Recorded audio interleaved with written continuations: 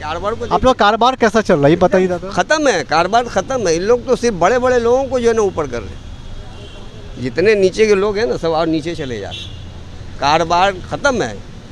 किसान को भी कोई फ़ायदा नहीं है, और जो छोटे मोटे समझ ले कारोबारी है वो तो एकदम ही ख़त्म है।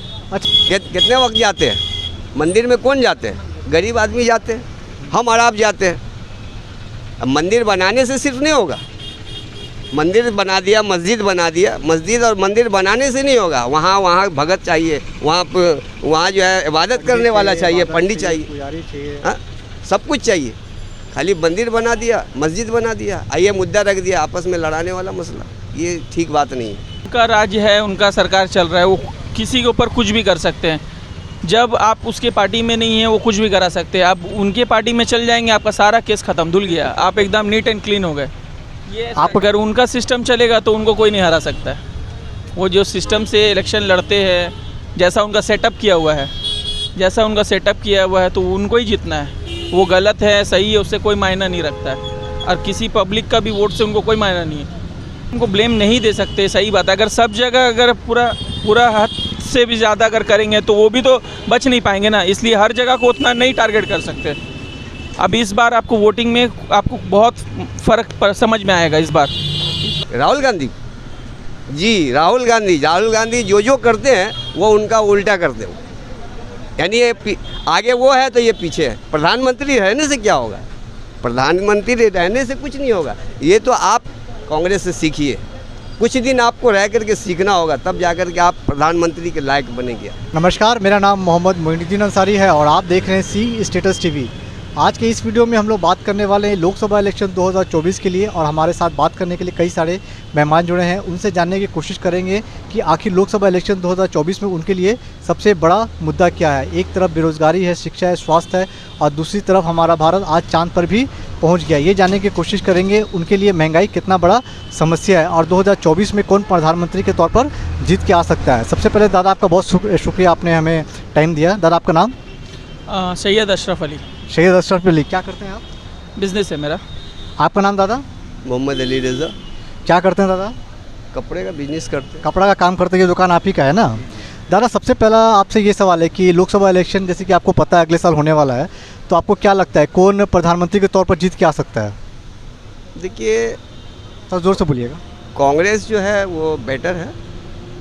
हिंदुस्तान को अगर कोई चला सकता है तो वो है कांग्रेस। बाकी जितना अभी जो चला रहे हैं ना, ये देश को तो बेच दिया। जैसे कि क्या क्या बेच दिया है? मतलब सब तो प्राइवेट कर दिया, कारोबार ख़त्म है। कोई भी बिजनेस ऐसा नहीं है कि वो सक्सेसफुल है।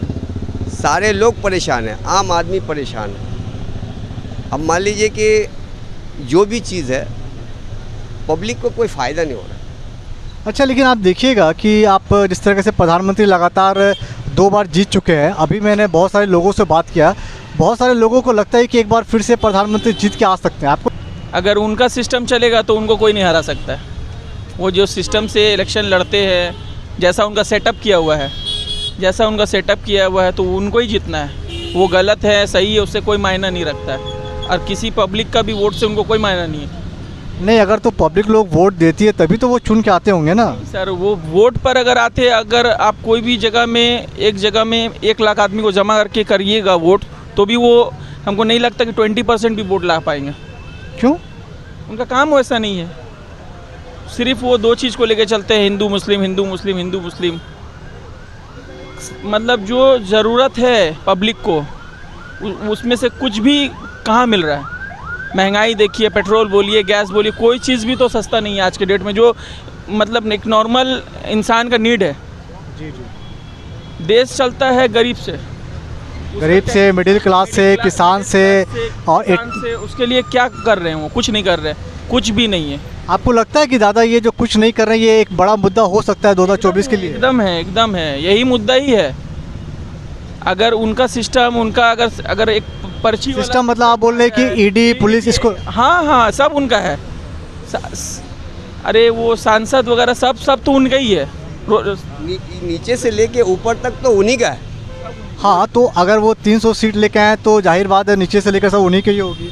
देखिए जब 300 सीट लेकर के आएंगे तो फिर उन्हीं का हुकूमत चलेगा। वो सारा चीज़ है, 3 बार जो जीत गया, 2 बार जीते, 2 मरतबा जीते। अगर ये तीसरी मरतबा जीत गए तो समझ लीजिए कि हिंदुस्तान जो भी वो कुछ भी करेंगे वो उनका पावर चलेगा। दादा एक चीज़ बताइए, जो अभी जो गठबंधन बनी इंडिया की, आपने नाम सुना होगा, आपको लगता है कि ये गठबंधन में उतनी शक्ति है कि प्रधानमंत्री नरेंद्र मोदी को महंगाई है, शिक्षा है, स्वास्थ्य है, इस मुद्दे पे वो रोक पाएंगे? देखिए प्रधानमंत्री को तो खैर कोई रोक नहीं सकता है, ये तो ऐसा मतलब प्रधानमंत्री हैं, लेकिन वो प्रधानमंत्री किस टाइप के हैं वो आप भी समझ सकते हैं। देखिए उनके ऊपर में जो लोग हैं ना वो करप्शन पर है, इतना करप्शन है इंडिया में कि कुछ नहीं कर पाएगा। इंडिया में अभी 2 ही 3 लोग हैं जो डेवलप कर रहे हैं, 2 ही 3 लोग हैं जो डेवलपमेंट कर रहे हैं, और उनके अलावा कोई भी डेवलप नहीं कर रहा है। जैसे कि नाम बता पाएंगे? अडानी है, अंबानी है, यही लोग 2 लोग जो है पूरा इंडिया को टेक ओवर कर लिए हैं। जो हमारे राहुल गांधी जो बोल रहे हैं, अगर जेन्युइनली वोट कराएंगे तो उनका जितना वोट आएगा उसका 20 से 30% इनको नहीं आएगा, हमारे प्रधानमंत्री को। तो आपको लगता है कि ईवीएम से जो वोट हो रहा है उसमें कहीं ना कहीं घपला हो रहा है? एकदम 100%। एक चीज़ और बताइए कि अभी जो आपका गठबंधन बना है तो कौन सा नेता आपको लगता है बहुत मजबूत है जो प्रधानमंत्री को हो सकता है हरा दे? एक तरफ आपका देखिएगा नीतीश कुमार है, ममता बनर्जी हैं, राहुल गांधी खुद हैं, आपको क्या लगता है? राहुल गांधी। आपको क्या लगता है दादा? राहुल गांधी। अच्छा एक चीज़ बताइए, तो आप लोग जब जाते हैं वोट देने के लिए तो आपके दिमाग में क्या चलता है कि बेरोजगारी, शिक्षा, स्वास्थ्य, ये सब लेके आपका दिमाग में चलता है जब वोट देने जाते हैं? तो हम लोग वोट देने जाते हैं सिर्फ हम कांग्रेस को, कि हमको कांग्रेस जो है हम लोगों का फ़ायदा करेगा, लेकिन इस बीच में घोटाला होता है। तो कांग्रेस को तो घोटाला किया है, इसलिए तो प्रधानमंत्री या बीजेपी के दोबारा जीत के आए हैं ना। देखिए ईवीएम जो होता है ना, ये हैक किया जाता है। हैक किया जाता है जी, ये बात इंडिया वाले लोग को पता नहीं है? सबको पता है। फिर वो लोग कुछ करते क्यों नहीं है? फिर जब सिस्टम उन लोग का है तो कैसे हटेगा? अगर उनको पता है कि इसके अलावा हम जीत नहीं सकते तो कैसे होगा? जब सिस्टम अगर को पता ही है कि ये लोग जीत नहीं सकते, फिर ये लोग फिर इतना खर्च क्यों कर रहे हैं? इंडिया गठबंधन इतनी बार जो मीटिंग हो रही क्यों कर रहे हैं? फिर ये लोग तो घर में बैठ जाना चाहिए। आपको तो ज़मीन में संघर्ष करना पड़ेगा। अगर आप संघर्ष नहीं कीजिएगा तो कैसे आप बीजेपी जैसे माइटी पावर को आप हरा पाइएगा?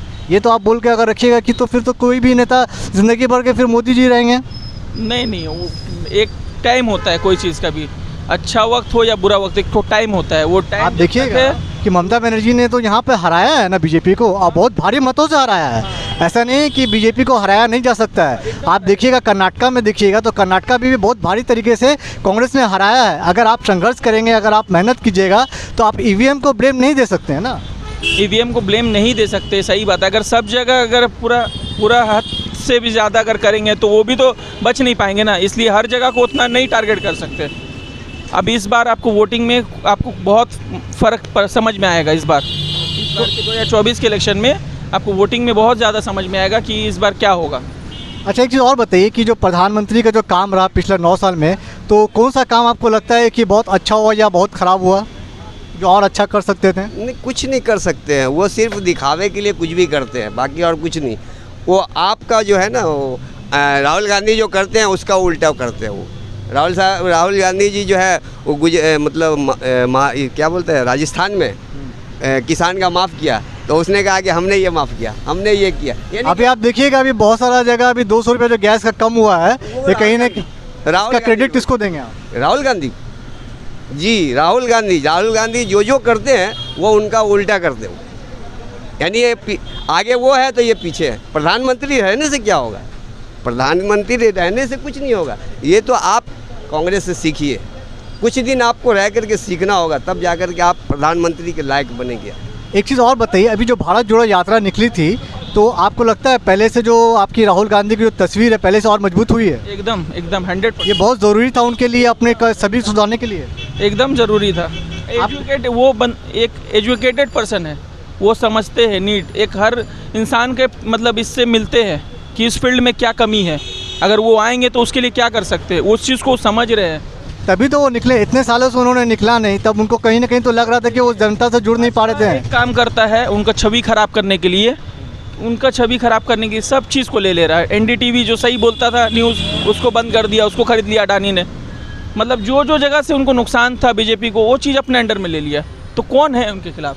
अब राहुल गांधी को जो अब नहीं मिला तो रोड का रास्ता उठाया उन्होंने, तो ये तो आप एक चीज़ और बताइएगा कि कांग्रेस में बहुत सारा अंदरूनिया का मामले में देखिएगा तो एक G23 बोल के एक वर्ड निकला था, जहाँ पे खुद बहुत सारे जो सीनियर नेता जो छोड़ के भी चले गए हैं, कुछ नेता जो भी बचे हुए हैं, कहीं ना कहीं वो बयान तो राहुल गांधी के खिलाफ ही देते थे। तो कहीं ना कहीं जितना बीजेपी ने नुकसान किया है कांग्रेस को, उससे ज़्यादा तो खुद के जो कांग्रेस के जो नेता हैं उन्होंने भी तो कुछ कम कसर नहीं छोड़ी। इस बात को आप मानते हैं कि नहीं मानते हैं? एकदम। अब देखिए, बहुत सारे ऐसे भी नेता हैं जो अपने पैसे के चक्कर में अपना सीट चेंज कर लेते हैं, यहाँ से कांग्रेस से होकर के बीजेपी में चल जा रहे हैं, तो उनको तो ख़राब करना ही है, उनको पैसा से मतलब है। अब जैसे कि यहाँ का मान लीजिए, टीएमसी का मान लीजिए, बहुत लोग बीजेपी में चले गए, तो जाके भी लेकिन फिर वापस जाके भी लेकिन कुछ फ़ायदा नहीं हुआ, उनको फिर यहीं आना है, क्योंकि टीएमसी यहाँ पर टीएमसी है और टीएमसी का ही चलेगा। क्योंकि तो आप एक चीज़ बताइए कि टीएमसी अगर यहाँ पे चलेगा तो आपको लगता है ना ममता बनर्जी एक मजबूत यहाँ पे चेहरा है, तभी तो उसके पीछे आप लोग खड़े हैं। अगर सेंटर में कोई मजबूत अगर चेहरा अगर नहीं होगा तो लगातार फिर हो सकता है बीजेपी जीत सकती है। इस बात को तो आप मानेंगे ना? सेंट्रल में तो समझ लिए कि राहुल गांधी एक मजबूत चेहरा है, हम लोगों को ये लगता है, उसमें कोई नो डाउट। और कौन सा मुद्दा आपको लगता है जिस पे आप लोग घिर सकते हैं? अभी आप देखिएगा आरक्षण को आप लोग कैसे देखते हैं? आपका आरक्षण जिसको हम लोग बोलते हैं, जहाँ पे अभी ओबीसी को लेकर बहुत राहुल गांधी मुद्दा उठा रहे हैं, अदर बैकवर्ड क्लास जो पिछड़ी जाति के है उसको कितनी भागीदारी को लेके, इसको लगता है ये बड़ा मुद्दा हो सकता है? बिल्कुल, एकदम बिल्कुल हो सकता है। पिछली जाति तो ही मैंने, पिछली जाति जो है उनको ऊपर लाना ही बहुत ज़रूरी है। पिछली बार जो वोट हुआ था वहाँ पे आपका 50% जो वोट है पिछड़ी जाति का वो बीजेपी को मिला था। जी जी जी। तो कहीं ना कहीं इस चीज़ को राहुल गांधी ने पकड़ लिया और इसको बहुत हाईलाइट कर रहे हैं। जी जी। एक चीज़ और बताइए कि अभी जो आप लोग बाज़ार करते हैं आप लोग, ठीक है, बाज़ार लेने, पहले कांग्रेस के वक्त में आप लोग झोला लेके जाते थे, कितना रुपए में आपका झोला भर जाता था? खासा मतलब जो कांग्रेस के हुकूमत में हम लोगों को फ़ायदा था। बाज़ार कितना रुपए में झोला भरता था आपका? हाँ देखिए, झोला का बात नहीं है, हर चीज़ में सस्ता था। अभी जो है महंगाई बहुत ज़्यादा है। तो इसके ज़िम्मेदार आप किसको मानते हैं? बीजेपी और कौन है? तो अच्छा ये बताइए, महंगाई अगर बीजेपी के लिए है तो अगर इंडिया गठबंधन की सरकार अगर बन जाती है तो आपको कैसे लगता है ये जो गठबंधन बनेगी महंगाई को कम कर देगी? इसके पास कोई रोड प्लान है? बिल्कुल है सर, वो होगा ही। अगर कांग्रेस का सरकार बनता है सेंट्रल में तो आपको डिफरेंस उसी वक्त समझ में आ जाएगा। तो आपको मनमोहन सिंह जिस वक्त प्राइम मिनिस्टर थे उस वक्त को देखिए और अभी को देखिए, वो रॉयल फैमिली पढ़े लिखे थे और ये सब जो अक्सर जो बोला जाता है वो सब बोलते नहीं थे वो। जी। काम पे ज़्यादा ध्यान थे और बोलते कम थे। जी जी जी। और वो ऐसे भी तो खजांची रह चुके थे, उसके बाद प्रधानमंत्री बने, अब प्रधान पूरा एक्सपीरियंस था। जी जी जी। और इन लोगों के पास क्या है, सब पढ़ा लिखा कुछ नहीं है, सब जाहिल है। सब कुछ तो ये लोग बेच दे रहे हैं, सब कुछ बेच दे रहे हैं, रेलवे बेच दे रहे हैं, LIC, सब कुछ तो बिक गया, सब कुछ को बेचते जा रहे हैं। इन लोग के पास में क्या है, खाली बेचना है। कारोबार को आप लोग कारोबार कैसा चल रहा है ये बताइए दादा। खत्म है, कारोबार खत्म है। इन लोग तो सिर्फ बड़े बड़े लोगों को जो है ना ऊपर कर रहे हैं, जितने नीचे के लोग हैं ना सब और नीचे चले जा रहे हैं। कारोबार खत्म है, किसान को भी कोई फ़ायदा नहीं है, और जो छोटे मोटे समझ ले कारोबारी है वो तो एकदम ही ख़त्म है। अच्छा एक चीज़ और बताइए कि आप लोग, आपके घर में कोई ऐसा शख्स है जो मतलब नौकरी की तलाश में या वो नौकरी खोज रहा है?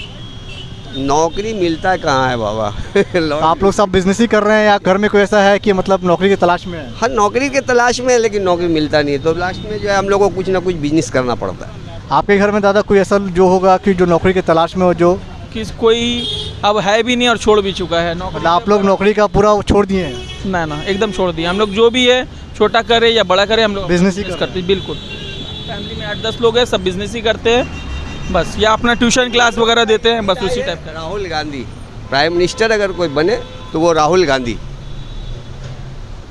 ये चेहरा बहुत हम लोग को जो है ना ब्रांड को ख़राब करके रखा है, छवि ये नहीं ख़राब कर दिया है ये बीजेपी वाले लोगों ने। हिंदू मुस्लिम, हिंदू मुस्लिम, हिंदू मुस्लिम। मंदिर बनाने में लोगों का दिमाग है, खाली मंदिर बनाना है, हॉस्पिटल चाहिए, नीड जाते हैं वो कितने वक्त जाते हैं मंदिर में? कौन जाते हैं? गरीब आदमी जाते हैं, हम और आप जाते हैं।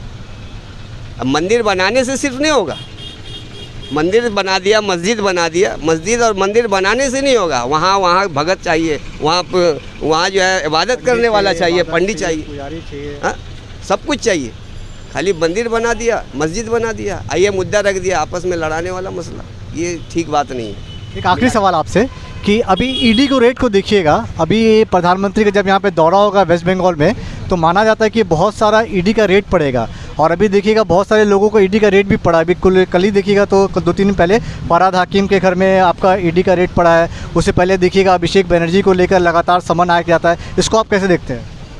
सर उनका राज्य है, उनका सरकार चल रहा है, वो किसी के ऊपर कुछ भी कर सकते हैं। जब आप उसके पार्टी में नहीं हैं वो कुछ भी करा सकते हैं। आप उनके पार्टी में चल जाएंगे, आपका सारा केस खत्म, धुल गया, आप एकदम नीट एंड क्लीन हो गए। ये आपको क्या लगता है? बीजेपी का सही बात आपको क्या लगता है? जी जी जी। तो आप अभी 5 लोग का मर्डर करते हैं, मान लीजिए किसी भी पार्टी में है, अब मर्डर करते हैं, उसके बाद वो हमको अगर चांस देते हैं, हम उनके एक्सेप्ट कर लेते हैं उनका प्रपोजल, तो मेरा सब केस ख़त्म हो जाएगा। मैंने बैक में क्या किया, चोरी किया, बेईमानी किया, मर्डर किया, कुछ सब खत्म। लेकिन मान लीजिए ऐसे तो देश चलता नहीं है ना कहीं कानून भी तो अपना काम कर रही होगी। कानूनी उनका है तो कोई क्या कर सकता है, ये आपको भी बेहतर तरीक़े से पता है। जिसका कानून है वो एक फ़ोन कॉल में सब कुछ ख़त्म कर देता है, कुछ नहीं कर पाएगा। जब तक उनका सरकार है कुछ नहीं होगा, उसके बाद जो होगा तो उन लोग का होगा। जब आप बोल रहे कि जब तक उनका सरकार है सब कुछ उनके हाथ में, तो फिर दोबारा तो फिर कोई दूसरा जीत के आ ही नहीं सकता है। सर कभी तो भरोसा तो रखना पड़ेगा ना। भरोसा तो है, एकदम है। फिर आपको तो ये बोलना चाहिए ना कि कम से कम जब तक आपको लगता है आदमी के वोट से ही कोई जीतता है, चाहे वो प्रधानमंत्री हो, चाहे आज कल के इंडिया गठबंधन जीते, अगर सब उनके हाथ में तो है नहीं। होता है, एक टाइम होता है, हर टाइम में ना कांग्रेस का चलेगा ना बीजेपी का चलेगा, एक एंड होता है। जब पब्लिक का आँख खुल जाएगा, कितना आप चोरी करोगे, एक ना एक दिन तो पकड़ा जाएगा ना वो। आप क्या बोले दादा? हेरा फेरी करिए, कितना दिन कीजिएगा? चोरी करने के बाद जो है एक न एक दिन तो पुलिस को जो है गिरफ्त में आइएगा ही। फिर आपको तो एंड है, ऐसी बात नहीं है कि नहीं, एंड होगा, देर होगा दुरुस्त होगा। अच्छा, आखिरी सवाल आपको लगता है कि ममता बनर्जी एक चेहरा हो सकती है मजबूत प्राइम मिनिस्टर के लिए? जी, प्राइम मिनिस्टर के लिए है, चेहरा मजबूत है, ये अच्छा नेता भी है। कितना सीट लगता है उनको मिल जाएगा यहाँ बंगाल में? 42 सीट है, आगे से बेहतर होगा। पहले तो उनका 22 था, तो इस बार बढ़ेगा। आपको क्या लगता है दादा? बढ़ेगा। पहले तो 22 था, अभी कितना लग रहा है आपको जीत के मिल जाएगा उनको? 27-28 मिनिमम। 27-28 से तो फिर प्रधानमंत्री नहीं बनेंगे। फिर एक बात बोल रहा हूँ मैं, इससे ज़्यादा होगा, +30। हाँ +30।